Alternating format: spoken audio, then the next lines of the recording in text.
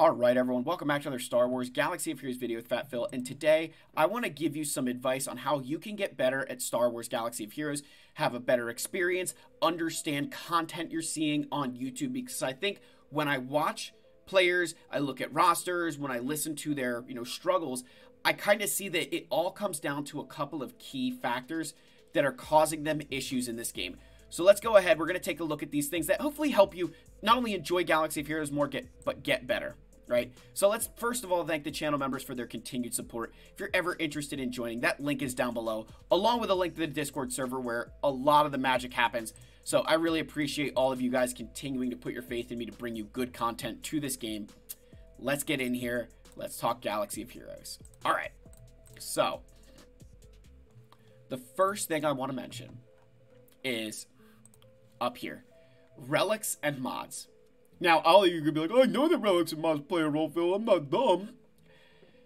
What I think players fail to understand is when you watch content creators play Galaxy of Heroes and you're watching Arnold pull off a Fennec counter of Lord Vader, or Fat Phil beat Rey with Starkiller, or you're watching some of these things, you're oftentimes going to look at my account and say, oh yeah, these are the mods that Phil had on. But you don't turn that on its head and say, well, what were the mods of the characters that they were facing? That, to me, is the bigger issue at hand. It's not the relics and mods. Like, I think everybody understands the relics and mods of their account playing a role. But they don't often factor in the relics and mods of the other team. They just watch that video and take what they saw for granted. They don't think about the fact that, oh yeah, if that Rey is modded really well, if the Rey that Phil's going up against is modded really well, and, he's got really good mods, okay, that makes sense. If I go up against a similar modded Rey with garbage mods, I'm going to get destroyed. Or, hey, Phil faced this Lord Vader where he went first with Jedi Master Luke and ability blocked it. Like, you need to understand that it's not just the relics and mods on your team, but the ones on the enemy team. Because oftentimes, a lot of those counters get significantly easier or harder depending on how well modded and what the relic levels are of that team. And so I want to make sure you guys understand that, because I think that we have that grasp down pat for our own roster, but we don't often consider the enemy. Like, when you guys watch me play Grand Arena, you'll notice that before a lot of fights, I'm going in and checking stats. I try to see the way that those characters are modded, because the big thing that I want to know is, what do I need to watch out for? You think, like, and I'm going to use an example of Rey. If Rey is modded for high health, I know what I have to watch out for is the timeout risk, right? That my biggest risk with her is a timeout risk with Starkiller, because I know that her ultimate isn't going to deal as much damage to me. So I need to watch out a lot more for sudden whirlwinds than I do her ultimate ability, because the ultimate, there's not enough offense there to make a difference. If I see a high offense Rey, I have to be much more careful about her ultimate ability, because that's going to do far more damage. Whereas the sudden whirlwind, if you remember, the actual damage to the individual target is massive damage, dealing 7% more for relic, per relic amplifier level. So that sudden whirlwind, regardless of how you're modded, to the target will deal the same amount of damage. Now, the damage to all enemies, the physical damage, obviously gets ramped with your offense, but the primary part of that damage does not change based on relic levels, or based on, like, your offense number. So that's why I say the high health Reys, you need to focus more on the sudden whirlwinds, where a high offense Rey, you want to avoid getting her into that, into ultimate, because ultimate can completely destroy you. So I just wanted to use that example there of, hey, not only take into consideration your mods, but also theirs and their relic levels, because that can oftentimes dictate a successful or unsuccessful counter, and particularly exacerbated by off-meta stuff. All right, next.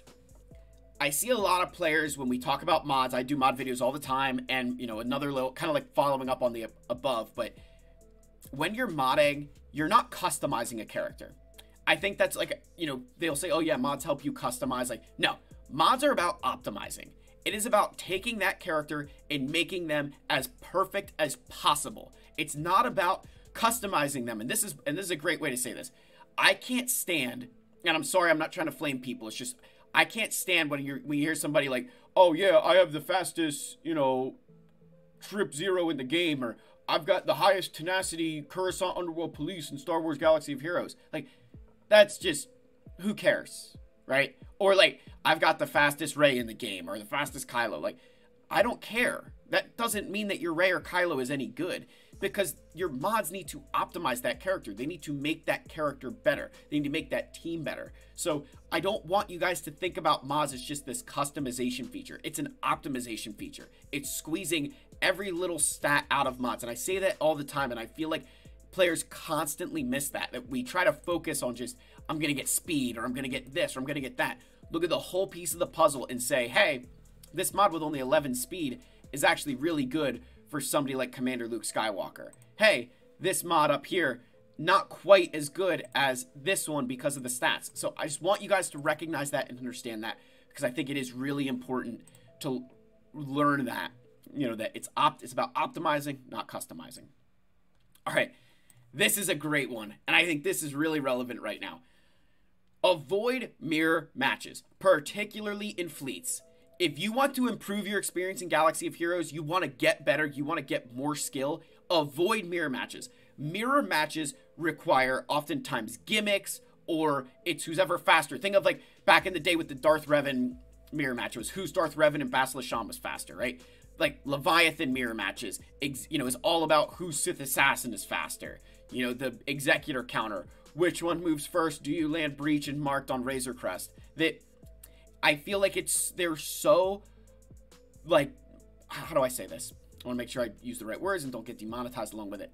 Mirror matches take away so much skill because they don't oftentimes, it's not skill involved. It's hey, I'm going up against their Jedi Master Kenobi and they're going to randomly target a bunch of people and I'm going to focus down Commander Tano. Like, that's not skill. You're just taking advantage of the AI not being smart. Like, mirror matches oftentimes are, you know, come down to gimmicks or, you know, who's moving first, you know, speed, and not necessarily understanding how that fleet operates and what makes it tick, right? And here's the big thing I'll say too to keep in mind. If you're a player where you're climbing a lot in Fleet Arena because you've got this Relic 7 Sith Assassin and everybody else has Relic 5s, or you've got the Relic 8 one, well, what happens when you come up against that Relic 9 Sith Assassin and you haven't practiced an Executor counter, or Profundity counter, or the Empire counter, or Negotiator? Like, if you want to get better at this game, understand that mirror matches are going to they almost make you dumber, right? Like, it sounds silly, but they almost make you dumber, because you'll get into that fight, you'll be like, gosh, I don't know how to beat this team. Right? And I am just as much, like, and there's a reason why Commander Luke is up here, I am just as much to blame with some of this stuff, because oftentimes, I will mirror match a Commander Luke Skywalker, which is horrible. Like, it is a big crutch of mine. Like, shout out to my opponents, you guys know, like, but I am horrible at trying to counter Commander Luke Skywalker, and oftentimes I just sit down to a mirror match. It is one of my biggest crutches. It's one of my biggest flaws, and it's caused me to win. It's caused me to lose grand arenas at times because I can't do something else to beat it. Right now, some of that is I don't have the right team or whatever, and we're getting there. But if you want to get better at this game, avoid mirror matches at all costs. Learn the counters that exist, and not always learning like the off meta counter. Just learn I would not consider Profundity countering Leviathan off meta, because it's an S tier fleet to an S tier fleet, and two more equal S tier fleets, just like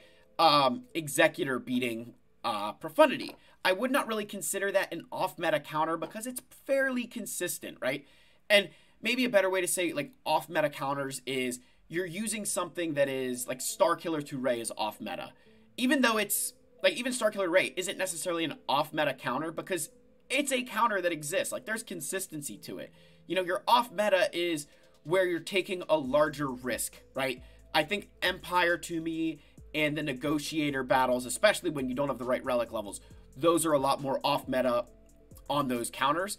And I'm not just saying focus on those. Focus on ones that are even meta counters that just are, you know, a little bit more of an equal trade. So I want to make sure that gets across to you guys, because I see a lot of players like, how do you do an Executor mirror match? And I'm like, you don't. Like, you want to avoid it. Now, obviously, if you have to do it, you have to do it. And then it oftentimes comes down to, you know, marking the opponent's Razor Crest and getting, you know, you got to juice your ultimate and stuff.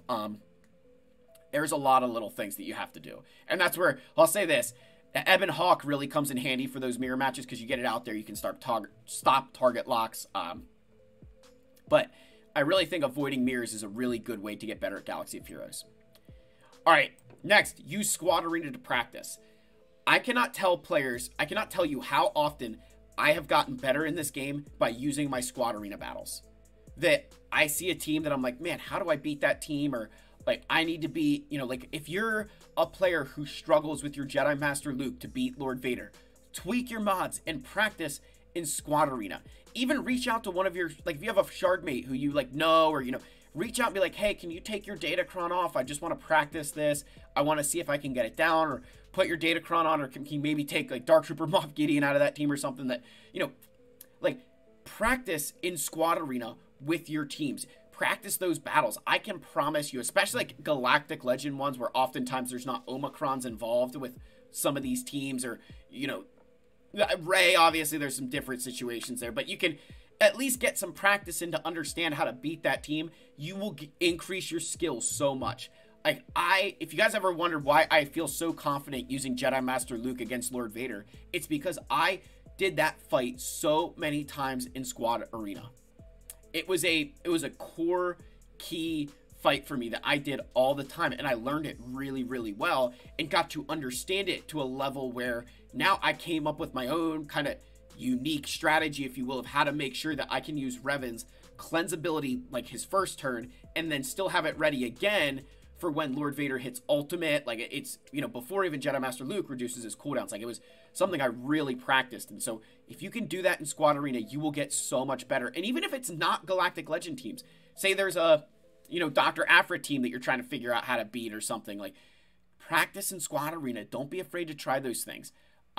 Especially because Squad Arena is like, you know, there's no crystals in there, so you're not overly at risk.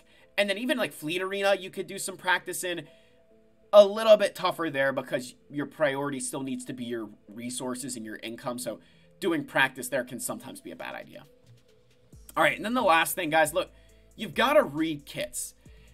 And I know you're like, Phil, I know to read kits, but I feel like players just, they read the kit, but they don't understand it. Or they like everybody will say, oh yeah, Django prevents revives. Just like, you know, Malicos and Django both prevent revives.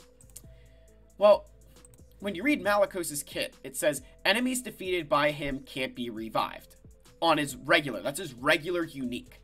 When you go to Grand Arena, right? It's, where is it at? I think, is it down in here? I feel like his one in, yeah. Enemies defeated by allies can't be revived in Grand Arena, right? So in Grand Arena, just enemies defeated by allies can't be revived.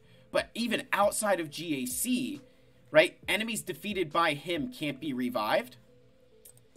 You compare that to Django, where Django says enemies defeated on his turn cannot be revived. And that's a big difference here. That with Malicos, he could get called to assist by somebody, right? You could call Malicos to assist, he could counterattack, and if he kills someone, they're not coming back because he killed them. Whereas with Jango Fett, it's all about his turn. And that's a very, you know, big distinction of, hey, it's turn-based. It's not just about, hey, you know, Django gets a kill at any point in time with a trench assist. No. He's got to be the one, it's got to be his turn for that to happen. And the other thing to think about there, too, is that it's not just, hey, defeated by him on his turn. Just defeated on his turn can't be revived. So if somehow Django's calling assists or something like that, hey, if you defeat somebody and it's Django's turn that you called them to assist and they get the kill, that enemy is not coming back. So I think that's a very important part of this game, is reading kits to the extent that you understand the difference, where, like with Malicos, I'm just going to target people. Like anybody close to death, I'm targeting them right away, right? Especially like a Grand Arena with any ally, I'm going to try and get that kill so that way they can't come back. Whereas with Jango Fett, hey, this guy's kind of in the red and Django's going to take, you know, is in 2 turns. I'm going to try and maybe ignore that character and get that kill with Django if they happen to have a revive mechanic. Think of like your Nuke Gunrays or other bounty hunters with Bounty Hunters Resolve, Night Sisters.